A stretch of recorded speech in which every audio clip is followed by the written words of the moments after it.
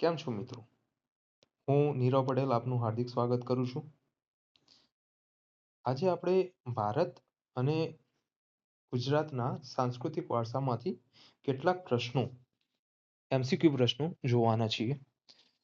આ સિવાય આ પહેલા પણ આપણે 3-4 વિડીયો બનાવેલા છે કે જે આવનારી તમારી જે કોન્સ્ટેબલ CCEની કે PSIની જે એક્ઝામ છે એમાં ક્યાંક ના ક્યાંક તમને ઉપયોગી નીવડે તેવા પ્રશ્નોનો આપણે આવરી લીધા છે, બરોબર? તો હવે એવી જ રીતે ભારત અને ગુજરાતના સાંસ્કૃતિક વારસાના પ્રશ્નો આપણે આજે જોવાના છીએ. આ સિવાય મિત્રો તમને કહી દઉં કે આપણે જે પ્રશ્નો સોલ્વ કરીએ છીએ એ 6-7 જેટલા જ પ્રશ્નો હોય છે, પરંતુ એવું નથી. એ પ્રશ્નોમાંથી તમે ઘણા બધા બીજા પ્રશ્નો પણ બનાવી શકો છો, બરોબર? તો 6 પ્રશ્નો કરવાના અને એની સાથે સાથે બીજા ઘણા પ્રશ્નો પણ તમને સોલ્વ થઈ જશે. કે જે પરીક્ષા તમને આવે છે એમાં ક્યાંક ના ક્યાંક એ ઉપયોગી સાબિત થશે. અથવા તો તમે જો વધારે પ્રશ્નો સોલ્વ કરેલા હશે કે પ્રશ્નો થોડા ઊંડાણપૂર્વક તમે એનું વિશ્લેષણ કર્યું હશે, એનું એનાલિસિસ કરેલું હશે, તો જ્યારે પણ તમે એના રિલેટેડ કોઈ બીજો પ્રશ્ન પૂછાયો હોય તો તેમાંથી તમે શોર્ટ લિસ્ટ કરી શકો છો, બરોબર? તો એવી જ રીતે આજે આપણે ભારત અને ગુજરાતના 6-7 જેટલા પ્રશ્નો જોવાના છીએ, બરોબર? IMP છે, પરીક્ષામાં પૂછાયેલા પણ છે અને હવે નેક્સ્ટ ટાઈમ પરીક્ષામાં એમાંથી પૂછાવાની શક્યતાઓ પણ વધારે રહેલી છે. ચલો શરૂ કરીશું તો. ઓકે. સૌથી પહેલો પ્રશ્ન પ્રાચીન સાહિત્યની રચયિતા ઉપર છે. હવે એક બાજુ રચના આપેલી છે અને એમના જે રચયિતા છે એ આપેલું છે. તો રચના અને રચયિતા. ઓકે. હવે આ અહીંયા તમારો પ્રશ્ન છે. એક બાજુ 10 કુમાર રચિત રઘુવંશ, પંચતંત્ર, માલતી માધવ. આ બાજુ છે દંડી, કાલિદાસ, વિષ્ણુ શર્મા, ભવભૂતિ. બરોબર. એક બાજુ રચનાઓ આપેલી છે અને એક બાજુ એ રચનાના કર્તા જે છે એ આપેલા છે. હવે આમાંથી સાચો જવાબ શું છે એ તમારે કહેવાનું છે. ઓકે. તમે આ વિડીયો પોઝ કરીને પહેલા તેનો સાચો આન્સર આપી શકો છો. એના પછી આપણે એનું સોલ્યુશન કરીએ, બરોબર? તો તમને ખબર પડી જ ગઈ હશે કે આમાંથી સાચો જવાબ કયો છે. ચલો સોલ્યુશન કરીશું. ઓકે. ચલો અહીંયા આપણે સોલ્યુશન કરીએ છીએ. સૌથી પહેલા તો જે 10 કુમાર ચરિત છે, 2 મિનિટ. સૌથી પહેલા તો જે 10 કુમાર ચરિત છે એ દંડી દ્વારા લખાયેલી છે. હવે એ છે શું? તો કે ગદ્ય કાવ્ય છે અને ગદ્ય કાવ્યનો વાર્તા પણ કહે છે, બરોબર? 10 કુમાર ચરિત દંડી દ્વારા લખાયેલું છે. ઓકે. ચલો આગળ રઘુવંશ. રઘુવંશ કોની છે ભાઈ? તો કાલિદાસની છે. આ તો ઘણા બધાને આવડતું હશે. રઘુવંશ કાલિદાસનું છે. સંસ્કૃત મહાકાવ્ય છે. ઓકે. એને આગળ છે પંચતંત્ર. પંચતંત્રની અંદર શું હતું? તો કે જે સિંહ, વાઘ, મગર, વાંદરા, આ બધાની જે વાર્તાઓ છે, જ્યારે આપણે નાના હતા ત્યારે આપણે જે સાંભળેલી હતી વાર્તાઓ, પંચતંત્રની વાર્તાઓ પણ કહેવા છે એને. તો એ પંચતંત્રના લેખક છે વિષ્ણુ શર્મા. આ પણ ઘણા બધા એ એક્ઝામમાં સાચો જવાબ આપ્યો હશે. વિષ્ણુ શર્મા દ્વારા પંચતંત્ર લખવામાં આવ્યું હતું. તો એ શું છે? તો નીતિ કથાઓનો સંગ્રહ છે. અને આ સિવાય માલતી માધવ. માલતી માધવ ભવભૂતિ દ્વારા લખાયેલી છે. એ શું છે? તો કે સંસ્કૃત નાટક છે. હવે મિત્રો જુઓ, અહીંયા આ ભવભૂતિનું માલતી માધવ, વિષ્ણુ શર્માનું પંચતંત્ર અને કાલિદાસનું રઘુવંશ આ એક્ઝામમાં પૂછાયેલા પ્રશ્નો છે. ઇન્ડિવિજ્યુઅલી પૂછાયેલા છે આ બધા, બરોબર? તો અહીંયાથી તમે જોઈ શકો છો કે એક જ પ્રશ્નની અંદર બીજા 3 પ્રશ્નો સમાઈ જાય છે. ઓકે. ચાલો આ સિવાય પણ બીજું તમને શું જાણવા મળે છે? તો કે માલતી માધવ શું છે? તો કે સંસ્કૃત નાટક છે.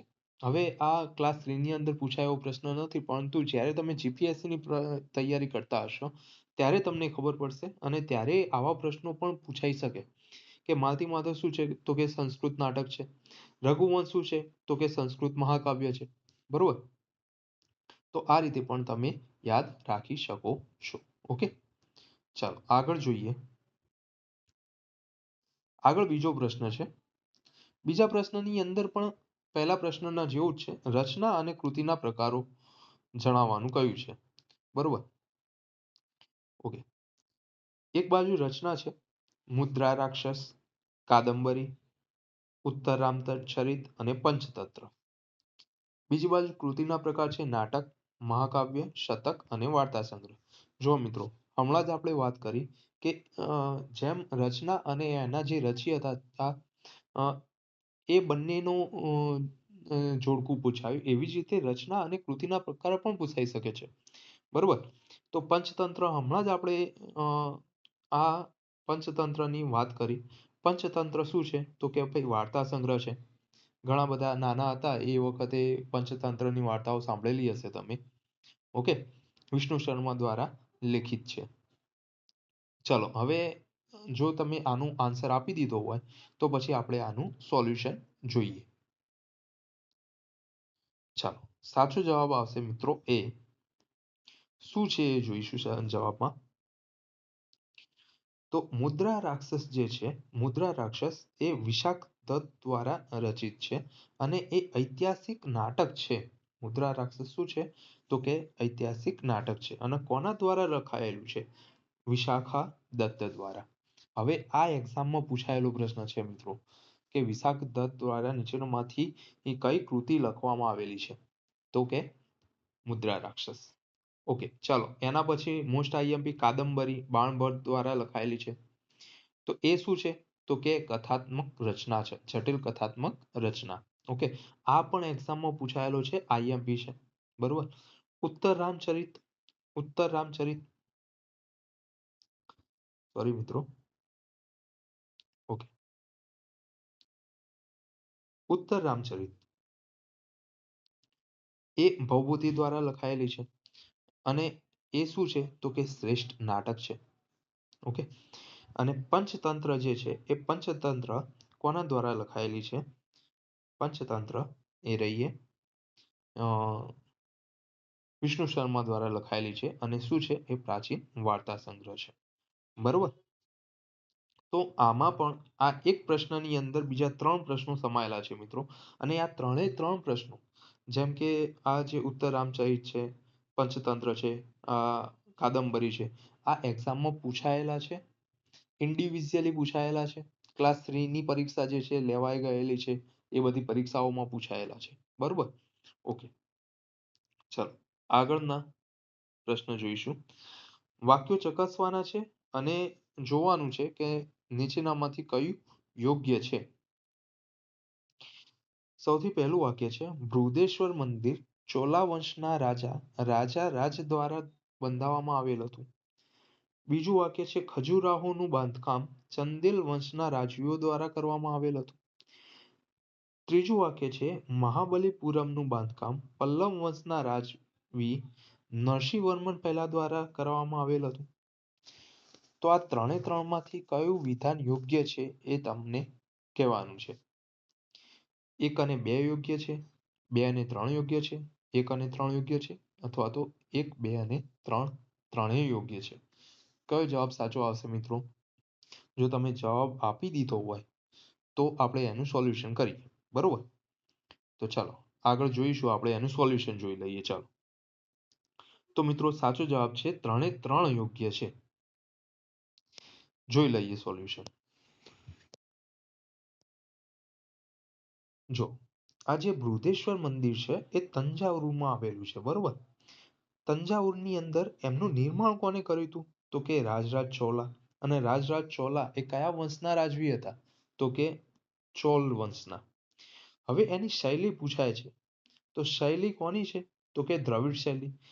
દ્રવિડ શૈલી, નાગર શૈલી, આ બંને અલગ છે. જો ભારતની અંદર જે નીચેનો જે ભાગ છે, દક્ષિણ ભાગ છે, દક્ષિણ ભાગની અંદર જે મંદિરો જે શૈલીની અંદર રચવામાં આવ્યા અને એ દરેક મંદિરોની શૈલીને આપણે કહીશું દ્રવિડ શૈલી. એવી જ રીતે ઉત્તર ભારતના મોટા ભાગના મંદિરો નાગર શૈલીમાં બનાવાયેલા છે જે તે સમયે. હવે આ બૃહદેશ્વર જે મંદિર છે તંજાવુરની અંદર તમિલનાડુની અંદર આવેલું છે બૃહદેશ્વરનું મંદિર. એ કહેવાય છે કે એ મંદિર જે છે એ ભારતનું સૌથી મોટું મંદિર છે. આ સિવાય પણ એવું પણ કહેવામાં આવે છે કે જે બૃહદેશ્વરનું જે મંદિર છે એ મંદિરનો જે પડછાયો છે એ નીચે જમીન ઉપર નથી પડતો. બરોબર. ઓકે. તો આ બૃહદેશ્વરનું મંદિર રાજરાજ ચોલા દ્વારા બનાવ્યું હતું અને એનો જે વંશ છે જે એ ચોલા વંશ છે.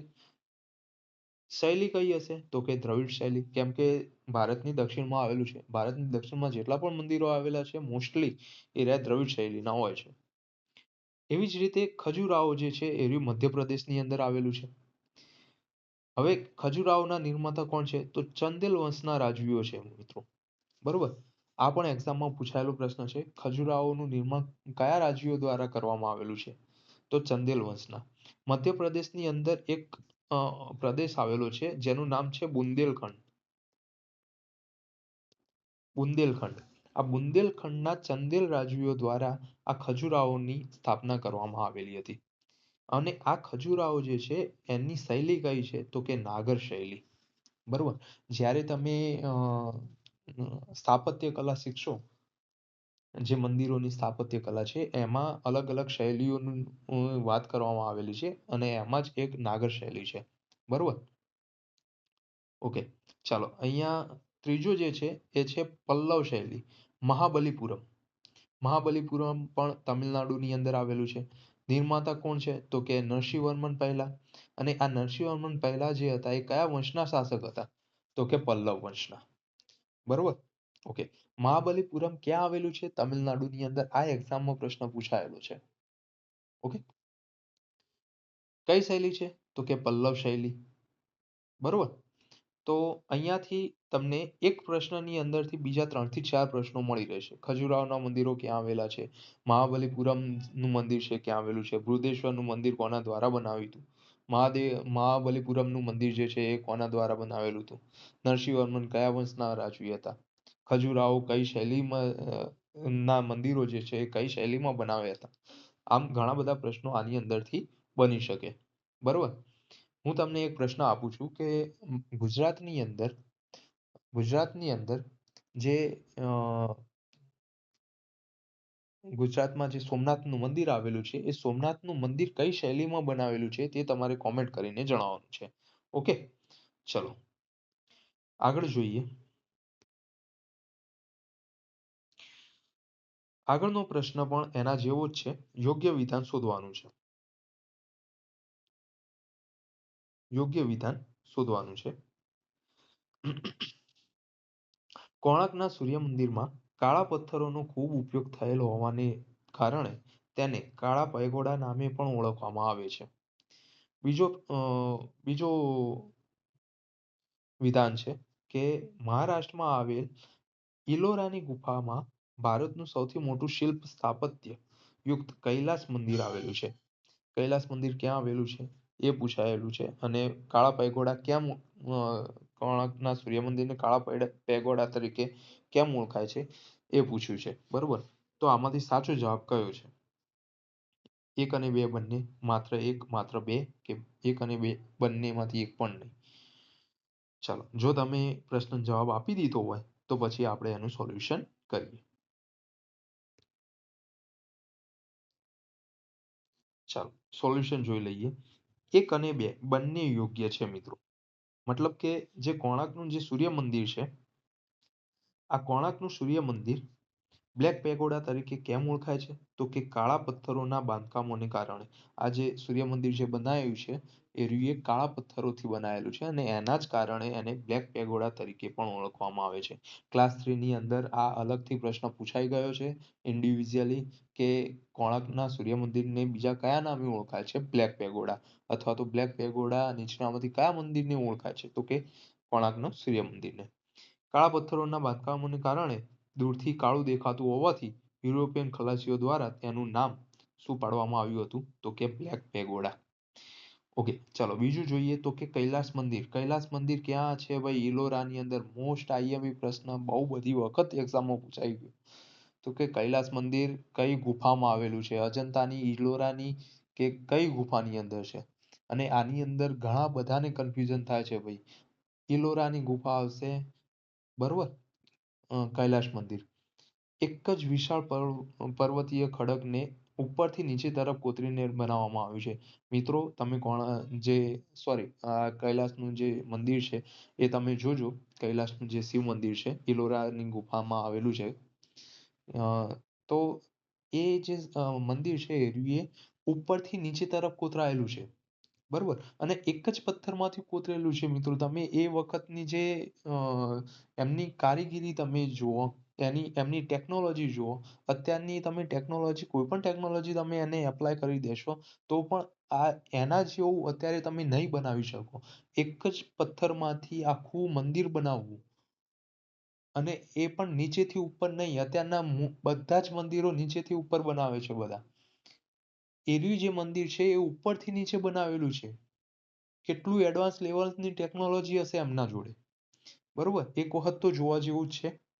તમે જરૂર એની મુલાકાત લેજો, કૈલાશનું મંદિર, બરોબર. ઇલોરામાં આવશે. અહીંયા આપણે એ ખાસ ધ્યાન રાખવાનું છે, ઇલોરાના જે ગુફાઓ છે ત્યાં આવેલું છે.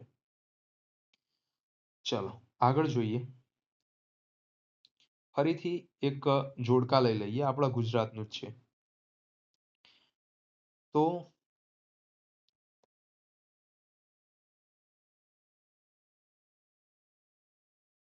ઓકે, એક બાજુ શહેર છે અને એક બાજુ સ્થાપત્ય છે. પાટણમાં શું આવેલું છે? સિદ્ધપુર, વડનગર, કુંભારિયાના દેરા જે અંબાજીમાં આવેલા છે. આ બાજુ સ્થાપત્ય છે, પંચ દેરાસર, કીર્તિતોરણ, રુદ્રમાલય કે સહસ્ત્રલિંગ તળાવ. જો તમે જવાબ આપી દીધા હોય તો પછી આપણે આગળ જોઈએ સોલ્યુશન. ચાલો સોલ્યુશન જોઈશું મિત્રો. તો કે પાટણમાં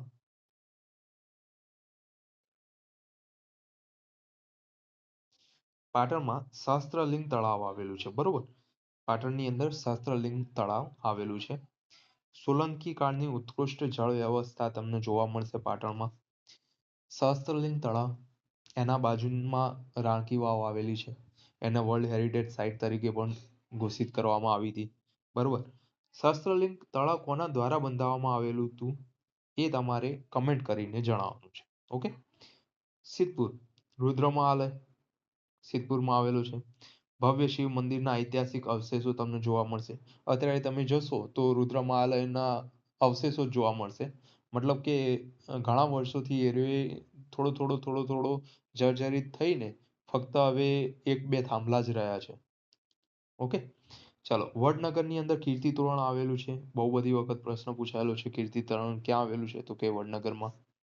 સોલંકી વંશના જે વિજયનું પ્રતીક છે, બરોબર. સોલંકી વંશ જે બહુ મોટો પ્રમાણમાં ફેલાયો હતો આપણા ગુજરાતની અંદર, તો એમના જે વિજય મળ્યો હતો સોલંકી વંશના શાસકોને, અને એના ભાગરૂપે એમને કીર્તિતોરણ વડનગરની અંદર સ્થાપિત કર્યું હતું. આ સિવાય વડનગરની અંદર તાનારીરી મહોત્સવનું પણ આયોજન કરવામાં આવે છે ગુજરાત સરકાર દ્વારા. તમારે એ પણ કમેન્ટની અંદર જવાબ કરવાનો છે કે આ વખતે હમણાં જ જે તાનારીરી મહોત્સવ વડનગરની અંદર યોજાઈ ગયો, એ તાનારીરી મહોત્સવની અંદર કોને એવોર્ડ મળ્યો છે, બરોબર. હું તમને હિન્ટ આપું છું કે એક લેડીઝ છે, એ લેડીઝને એ તાનારીરી મહોત્સવનો એવોર્ડ મળેલો છે, બરોબર. ઓકે. આગળ કુંભારિયાના દેરા, પંચ દેરાસર છે. સફેદ આરસ પહાડના ઉત્કૃષ્ટ જૈન મંદિરો તમને જોવા મળશે, બરોબર. અંબાજીની અંદર કુંભારિયાના દેરા આવેલા છે. એકવાર જોવા જેવા છે મિત્રો, બહુ સરસ છે. ઓકે. ચાલો આગળ જોઈએ. મધ્યયુગના લેખકો અને કૃતિની જોડીઓ પૈકી કઈ જોડી યોગ્ય નથી? હવે આ જોડી જે છે એમાંથી કઈ યોગ્ય નથી? પદ્માવત મલિક મોહમ્મદ જાયસી દ્વારા બનાવેલી છે. બાદશાહનામા મોહમ્મદ હસન નિઝામી આવશે. શિવ વાવની કવિ ભૂષણે લખેલી છે કે હમીર રાસો સારંગર દ્વારા રચાયેલી છે? ચલો, જો તમારો જવાબ આવી ગયો હોય તો પછી આપણે એનું સોલ્યુશન કરીએ. જવાબ જોઈએ તો કે જે બાદશાહનામા જે છે આ જે બાદશાહનામા છે તે મોહમ્મદ હસન નિઝામી આમના દ્વારા લખાયેલી નથી એક ખોટી છે તો સાચું શું છે તો કે બાદશાહનામા કોના દ્વારા લખાયેલું છે એના વાસ્તવિક લેખક છે અબ્દુલ હમીદ લાહોરી જે મુઘલ સમ્રાટ શાહજહાંના દરબારી ઇતિહાસકાર હતા ઓકે આ સિવાય જે આ બીજા ત્રણે ત્રણ છે પદ્માવત મલિક મુહમ્મદ જાયસી દ્વારા લખાયેલું છે શિવ બામની કવિ ભૂષણ અને હમીર રાસો સારંગ દર દ્વારા લખાયેલું છે એમાંથી જે આ પદ્માવત છે મિત્રો આ જે પદ્માવત છે એ તો બહુ બધી વખત એક્ઝામમાં પૂછાઈ ગયેલો છે કોના દ્વારા લખાયેલી છે પદ્માવત મલિક મુહમ્મદ જાયસી ઓકે ચાલો તો અહીંયા આપણે આપણા પ્રશ્નો પૂરા કર્યા છે 6-7 જેટલા પ્રશ્નો છે પણ મિત્રો તમને ઘણા બધા પ્રશ્નો બીજા પણ એની અંદરથી મળી રહેશે કે જે તમારી ક્લાસ 3 ની જે એક્ઝામ છે એમાંથી પૂછાવાના ચાન્સ વધારે હોય છે બરોબર ચાલો થેન્ક યુ અને આવી જ રીતે